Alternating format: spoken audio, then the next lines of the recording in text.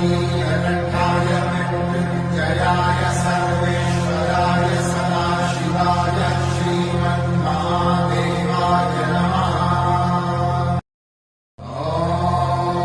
नमस्ते अस्तु भगवन् विश्वेश्वराय महादेवाय त्र्यम्बकाय त्रिपुरान्तकाय त्रिकाग्निकालाय कालाग्निरुद्राय नीलकण्ठाय मृत्युञ्जयाय सर्वेश्वराय सदाशिवाय श्रीमन्महादेवाय नमः। नमस्ते अस्तु भगवन् विश्वेश्वराय महादेवाय त्र्यम्बकाय त्रिपुरान्तकाय त्रिकाग्निकालाय कालाग्निरुद्राय नीलकण्ठाय मृत्युञ्जयाय